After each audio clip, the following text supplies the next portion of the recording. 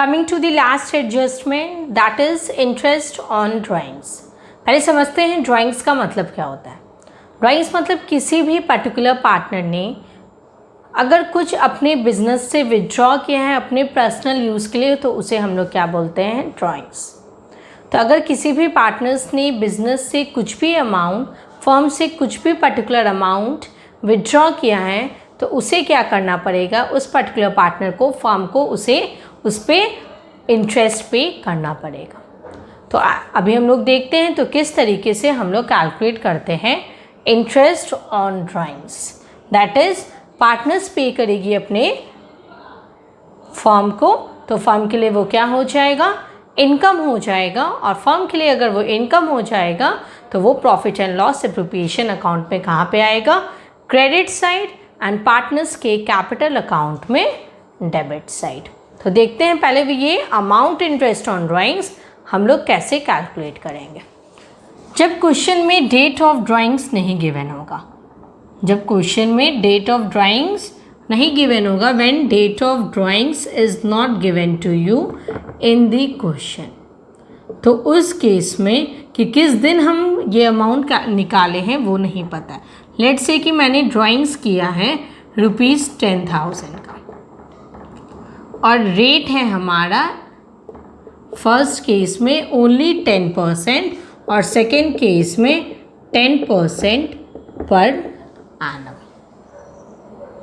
तो first case में देखो यहाँ पे पर एनम नहीं लिखा हुआ है और सेकेंड में यहाँ पे पर एनम गिवन है। तो उस केस में हम लोग इंटरेस्ट ऑन ड्राइंग्स कैसे कैलकुलेट करेंगे। मैंने 10,000 रुपीज़ का निकाला है लेकिन किस दिन निकाला है डेट नहीं गिवन है, तो कैसे कैलकुलेट करेंगे जब पर एनम भी गिवन है और पर एनम नहीं गिवन है। तो पहले केस में इंटरेस्ट ऑन ड्राइंग्स में तुम्हें क्या करना है, बस 10,000 इंटू 10% दैट इज ₹1,000। लेकिन दूसरे केस में तुम्हें इंटरेस्ट ऑन ड्राइंग्स कैसे कैलकुलेट करना है, 10,000 10%, क्योंकि डेट ऑफ ड्राइंग्स नहीं गिवन है तो तुम्हें एवरेज पीरियड लेना है, दैट इज़ तुम्हें 6 मंथ्स का ही कैलकुलेट करना है। बहुत ही इंपॉर्टेंट पॉइंट है, क्वेश्चन स्पीड में बनाने के चलते या जल्दी कंप्लीट करने के चलते बच्चे से ये मिस हो जाता है। तो तुम्हें ये बहुत ही इंपॉर्टेंट पॉइंट है, ये तुम्हें ध्यान रखना है कि तुम्हें 6 मंथ्स का इंटरेस्ट ऑन ड्राइंग्स कैलकुलेट करना है। जब क्वेश्चन में पर एनम भी गिवन है, पर एनम गिवन है लेकिन किस दिन ये ड्राइंग्स हमने किया है वो नहीं गिवन है, तो तुम्हें खुद से ही क्या करना है, 6 मंथ्स का ही इंटरेस्ट ऑन ड्राइंग्स पे करना है, दैट इज़ फर्म को पे करना है अपने पार्टनर्स को, दैट इज़ ₹500। तो ये था हमारा पहला केस जब डेट ऑफ ड्राइंग्स नहीं गिवन है। लेट्स से कि अब इसी में अगर डेट ऑफ ड्राइंग्स गिवन भी होता, लेट्स से 1 दिसंबर गिवन होता कि मैंने ये ड्राइंग्स किया है 1 दिसंबर को, तो यहाँ पे 1 दिसंबर रहने के बाद भी अगर यहाँ पर एनम नहीं गिवन है तो ये हमारा सेम वैसे का वैसे ही रह जाता, यहाँ पे कोई भी चेंजेस नहीं आता। क्यों? क्योंकि यहाँ पे हमारे पास कुछ yearly basis that is per annum के अकॉर्डिंग कुछ भी नहीं गिवन है। लेकिन दूसरे केस में दैट इज़ ये चेंज हो जाता है, दैट इज़ दिसंबर टू मार्च का ही हमारा 4 मंथ्स का ये कैलकुलेट होता और पहले केस में कोई भी चेंजेस नहीं आता। ये था हमारा पहला case. Coming to the next, drawings हम लोग 2 तरीके से निकाल सकते हैं अपने बिजनेस से। 2 तरीके से हम लोग बिजनेस से अमाउंट निकाल सकते हैं, एक होता है रेगुलर बेसिस और एक होता है इरेगुलर बेसिस। रेगुलर बेसिस मतलब कि लेट्स से कि मैंने ड्राइंग्स के I am taking the calendar year, that is let's say कि 1 जनवरी को मैंने एक ड्राइंग किया है, फिर अगेन मैंने 1 फरवरी को ड्राइंग किया है, 1 March, 1 April and up to till 1 दिसंबर। दैट इज़ हर मंथ के बिगनिंग में ही मैंने विड्रॉ किया है, हर मंथ के पहले डेट को ही मैंने विड्रॉ किया है और हर मंथ के ही पहले डेट को विड्रॉ किया है और same amount that is 1,000 rupees ही मैंने विड्रॉ किया है।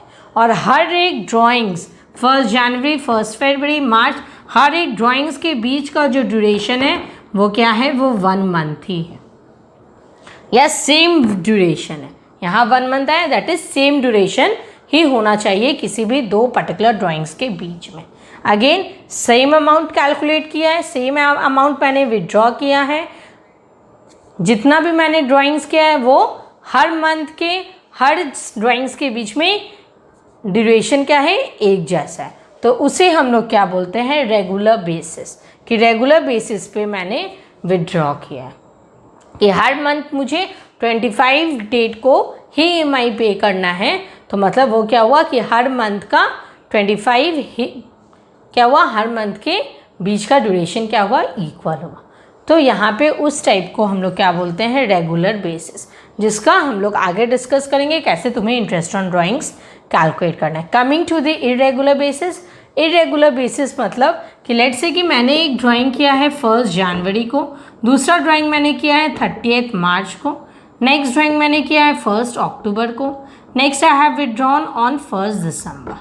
तो ये क्या हुआ, मेरे डिफरेंट डेट्स हो गए, और हर ड्राइंग्स के बीच का जो ड्यूरेशन है वो भी हमारा इक्वल नहीं है। और हर जो मैंने ड्राइंग्स किया है, लेट्स से 1 जनवरी को मैंने 20,000 निकाल लिया है, नेक्स्ट 10,000, अगेन 5,000 एंड नेक्स्ट 4,000। तो हर ड्राइंग्स का मेरा अमाउंट भी डिफरेंट है, ड्राइंग्स का डेट भी डिफरेंट है, दो ड्राइंग्स के बीच का ड्यूरेशन भी डिफरेंट है। तो उसे हम लोग क्या बोलते हैं, इरेगुलर बेसिस। तो पहला जब डेट ऑफ ड्राइंग्स नहीं गिवन होगा, ये डिफरेंट केस हो गए। अब रेगुलर और इरेगुलर बेसिस के में हम लोग कैसे कैलकुलेट करेंगे ड्राइंग्स। तो पहला हम लोग देखते हैं कि इरेगुलर बेसिस के केस में कैसे निकालेंगे हम लोग interest on drawings. Let's say कि मैंने 1 जुलाई को विड्रॉ किया है ₹10,000, 1 दिसंबर को मैंने विड्रॉ किया है ₹20,000 एंड अगेन 31 मार्च को मैंने विड्रॉ किया है ₹30,000। Rate of drawings we are taking 10%। अब देखो, तो इरेगुलर बेसिस के केस में तुम्हें क्या करना है, जो भी मेरे अमाउंट होंगे ड्राइंग्स के, सबका अलग अलग तुम्हें कैलकुलेट कर देना है। लेट्स से कि ये जो तीनों ड्राइंग्स है वो किसी एक पर्टिकुलर पार्टनर ए ने ही किया है, तो ए का ये तीनों ड्राइंग्स हम लोग अलग अलग पर्टिकुलर कैलकुलेट कर लेंगे एंड उसके बाद तीनों अमाउंट को हम ऐड ऑन कर देंगे और वो मेरा हो जाएगा interest on drawings payable by A to the firm. तो चलो कैलकुलेट करते हैं। 10,000 10%, 20,000 10% and 30,000 10%। July to March that is 9 months, that is ₹750. Next 20,000 10%, December to March, that is 4 months, that is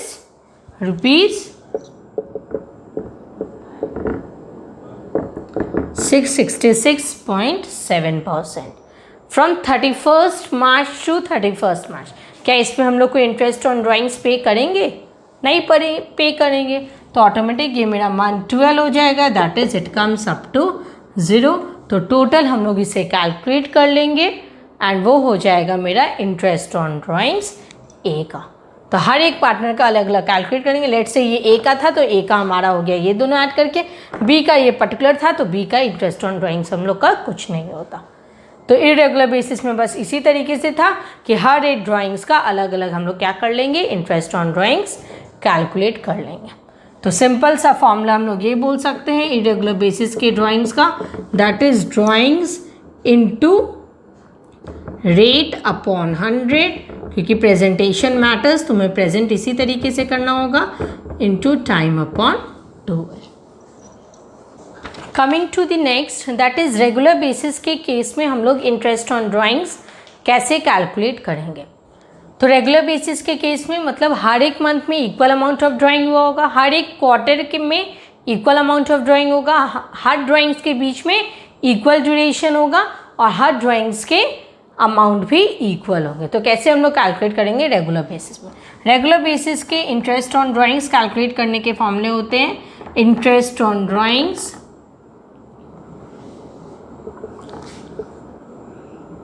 total drawings, की टोटल मैंने drawings कितना किया है, into rate upon 100, into यहाँ पे हम क्या लेंगे average time upon 12।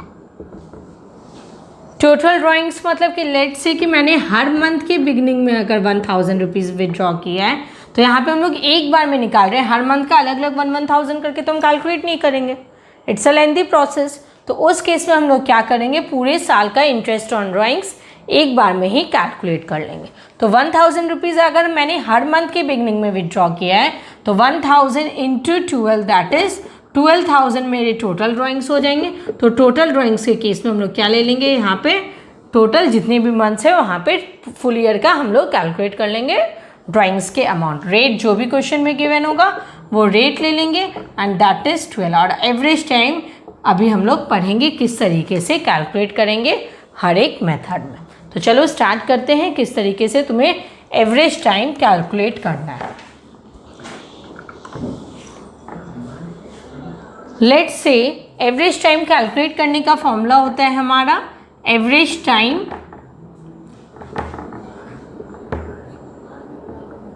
Time left after first drawing, time left after first drawing plus time left after last drawing.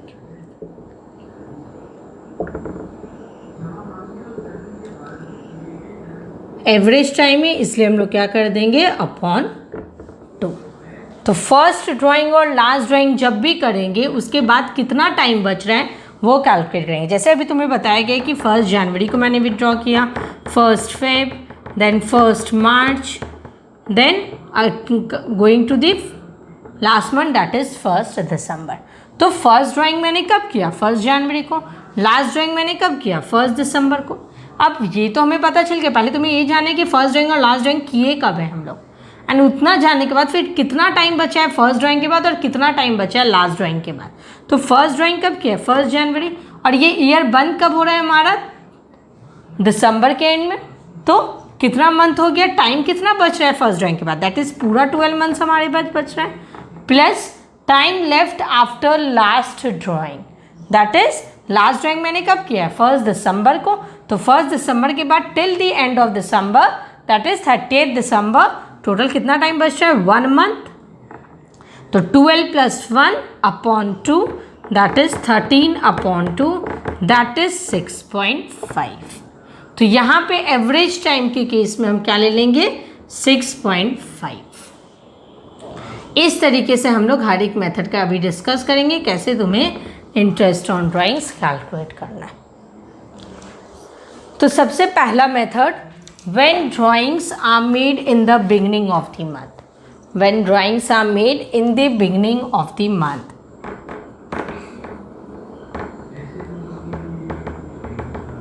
बस हम लोग एवरेज टाइम अभी देख रहे हैं किस तरीके से कैलकुलेट करना है, अदरवाइज सब तो क्लियर है।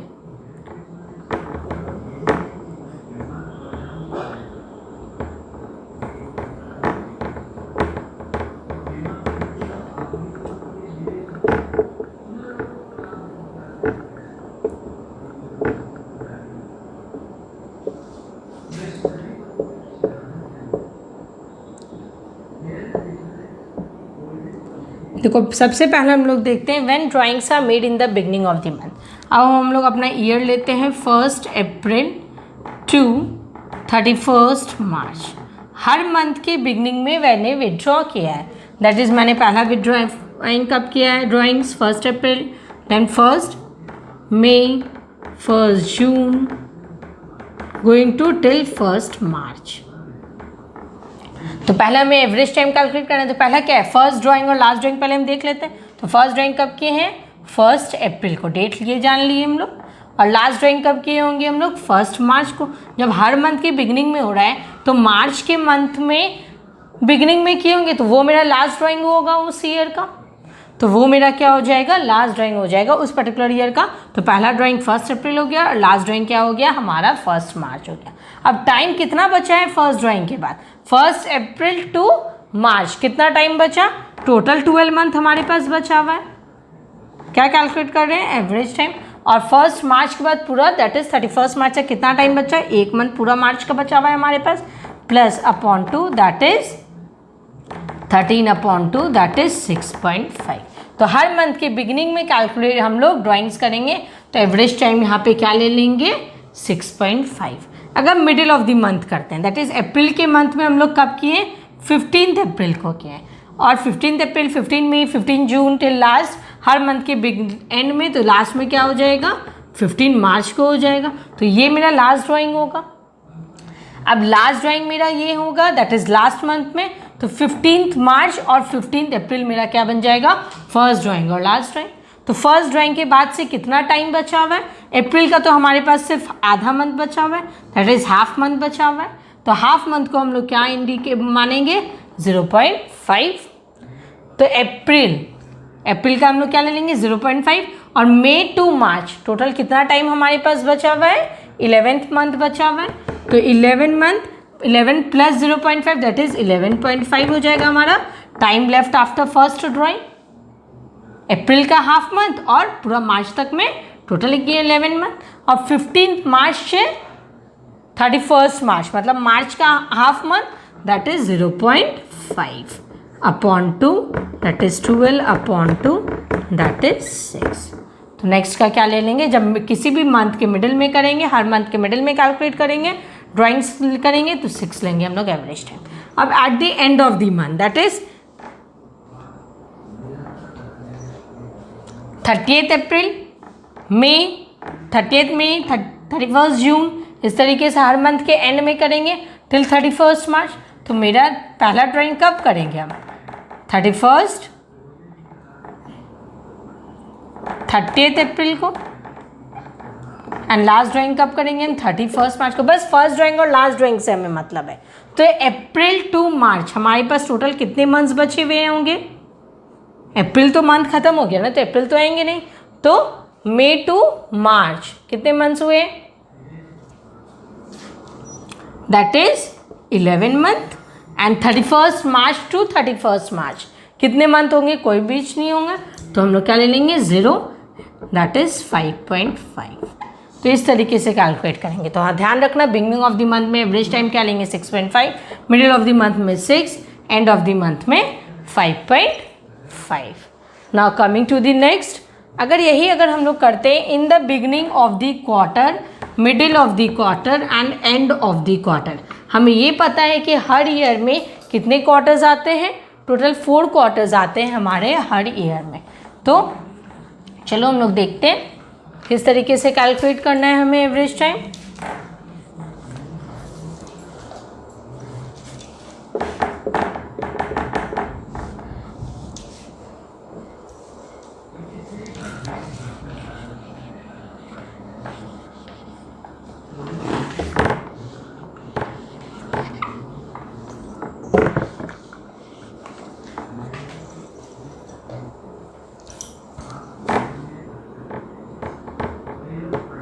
देखो एक ईयर में कितने क्वार्टर्स आते हैं, 4 क्वार्टर्स। तो पहला क्वार्टर कब होता है हमारा, April to June, next July to September, next October to December, and after that Jan to March. ये होते हैं मेरे 4 quarters in the beginning of the quarter. हर क्वार्टर के बिगनिंग में निकाला है।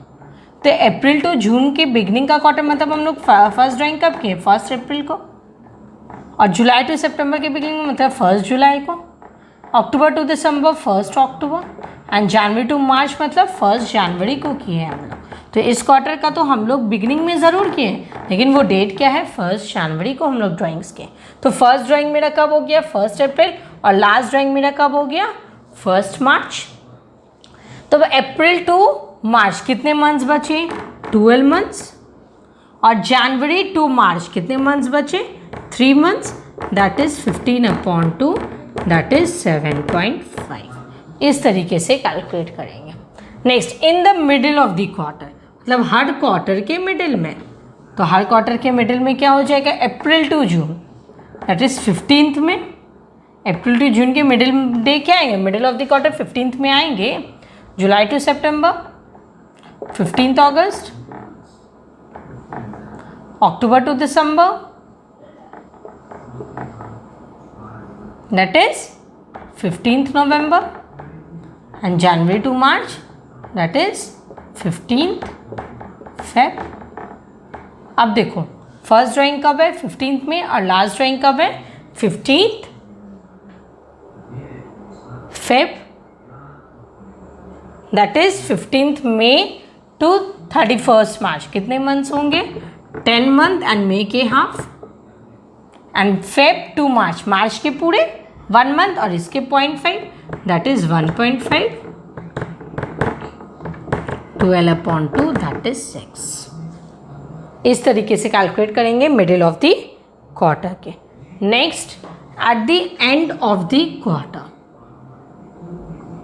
एंड ऑफ द क्वार्टर मतलब तो ये हमारे 31st मार्च को होंगे, फर्स्ट और लास्ट ड्राइंग बस चेंज करते हैं, और ये क्या होंगे? April to June, that is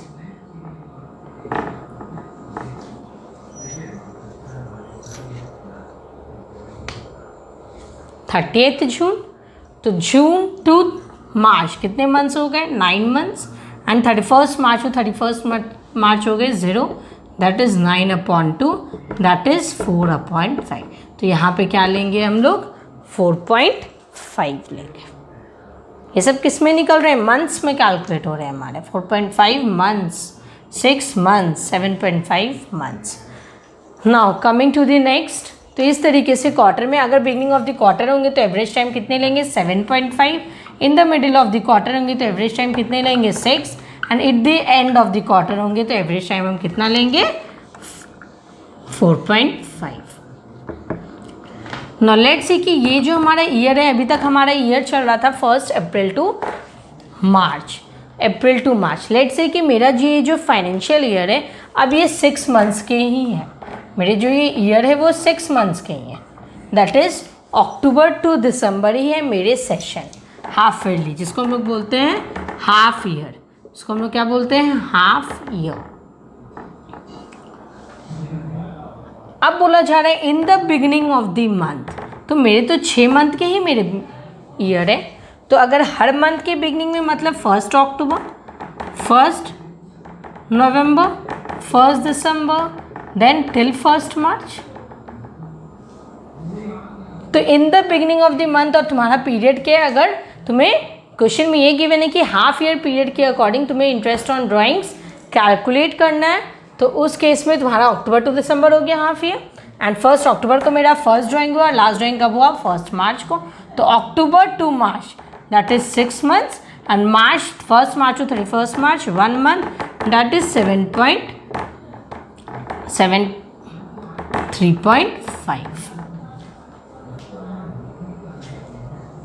in the middle of the month. और अगर मिडिल ऑफ द मंथ होगा तो that is 15th October and last 15th March, तो October to March 5.5 and March to March 0.5, 15 March to 31 March that is 3 months. In the end of the quarter, तो and of the quarter में कैसे calculate होंगे? ये हो जाएंगे मेरे 31 अक्टूबर, ये हो जाएंगे मेरे 31 मार्च। तो October to March 5 months and March to March 31 March to March 0 month, that is 2.5 months हम लोग ले लेंगे एवरेज टाइम। तो इस तरीके से तुम्हें एवरेज टाइम कैलकुलेट करना है। क्यों? क्योंकि रेगुलर बेसिस है, हर का अलग अलग तुम लोग कैलकुलेट नहीं कर सकते, it will take a much time. तो इसलिए तुम्हें क्या करना है? एवरेज बेसिस कैलकुलेट कर लेना है, एवरेज टाइम कैलकुलेट करना है, उस बेसिस में तुम्हें एक बार में ही इंटरेस्ट ऑन ड्राइंग्स कैलकुलेट करना है। तो इस तरीके से हम लोग इंटरेस्ट ऑन ड्राइंग्स कैलकुलेट करेंगे जब हमारे पास डेट ऑफ ड्राइंग्स क्वेश्चन में नहीं गिवन होंगे, पर एनम गिवन होंगे, नहीं गिवन होंगे, रेगुलर बेसिस में और इरेगुलर बेसिस में।